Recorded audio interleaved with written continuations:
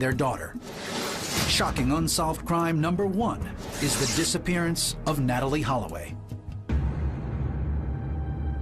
In spring 2005, 18-year-old Natalee Holloway was finishing up her senior year at Mountain Brook High School in Alabama. She received an academic scholarship from the University of Alabama. She was totally looking forward to entering her freshman year that fall. To celebrate, Natalee took a senior class trip to Aruba.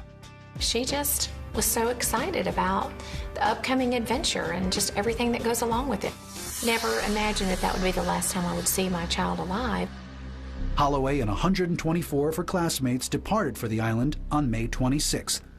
There was approximately 7 or 8 chaperones that went on the trip. They had daily checks on the students to make sure that everything was okay. I looked and thought that Aruba was as safe as a Disney World, and that's the picture they painted.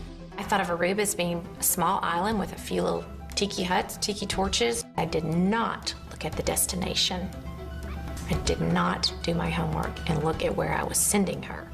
That's where I made a mistake. On May 29th, the last night of the trip, Natalee and her friends cut loose at a Boys to Men concert and then went to a local bar for late-night dinner and dancing. The next morning, the students were instructed to gather in the hotel lobby to depart for home. But Natalee never showed. It's the phone call that no parent can imagine. It was a young girl, and she was just saying that my mother needs to speak with you. I knew instantly that she was either had been murdered or that she had been kidnapped. Bad news traveled fast. Natalee's brother Matt called their father. When Natalee missed that plane, we knew something was wrong because she was never late for anything. She was prompt, on time, and had everything planned out. At 11 p.m., just 12 hours after her daughter went missing, Beth was in Aruba. That's when we began the absolute nightmare of landing in Aruba and beginning to try to navigate, a foreign country. It really set in when we first got on the island and realized that when we stopped at that first police station that no one knew what was going on. The lack of communications between the departments on an island that's only 20 miles long and 5 miles wide, I knew then that this is just not right. According to published reports, the last people seen with Natalee that night were locals Joran Vandersloot and his 2 friends, the Calpo brothers. We had the car that Natalee was last seen getting into. We had the description of the suspects, and we even had part of a name. Joran Vandersloot was 17 years old. He's a Dutch national that lived in Aruba, met up with Natalee at the Holiday Inn Casino, and everybody in the group liked him, and he made a bond with some of those girls at that time. The Aruban police questioned the young men, and Vandersloot told them Natalee was fine when he dropped her off at her hotel. Hotel security cameras never recorded Natalee's return. Joran was actually taken into custody and named as a suspect, as were the Calpo brothers. From that point on, their stories changed a number of different times. Joran denied any wrongdoing and was released from custody. The Calpo brothers also denied they had anything to do with Natalee's disappearance. Natalee's parents weren't convinced.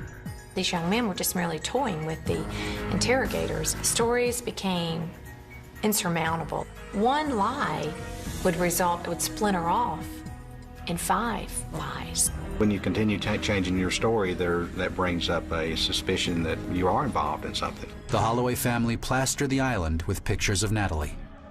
We began taking those posters and just placing them on telephone poles, store windows, any place imaginable. The Arubans were very, very helpful in the beginning of trying to find answers or even search for Natalee. In fact, the government let all the workers off one day to initiate a ground search across the island. We couldn't ask for anything better.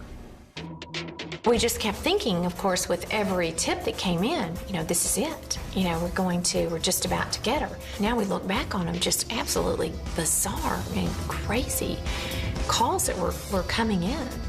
We started a reward within the first few days. The reward now is $1 million for her safe return and $250,000 for information leading to her recovery. Almost everyone is in agreement that Natalee was quite intoxicated on that evening. Some people have alleged was there narcotics ingested either voluntarily or involuntarily, as one of the theories of the case goes. The known facts are we have the last 3 men that Natalee was seen alive with. We have the condition that she was in, according to the suspect's description of her and their statements.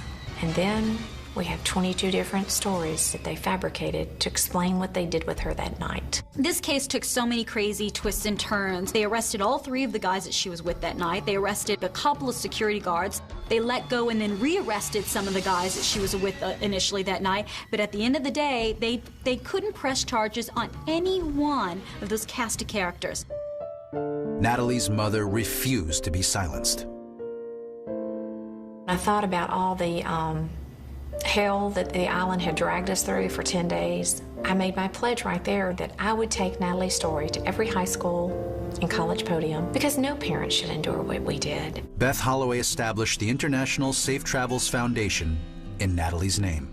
I think it's all about preparedness and just making sure the traveler understands that, you know, their personal safety boils down to them. I ask the young travelers to bring their plans full circle. And we can't help but go back in Natalee's case and think, what if a friend had set a time and a place to meet before they left that establishment? I know it's very simple, but when you're in a foreign country, it can save your life.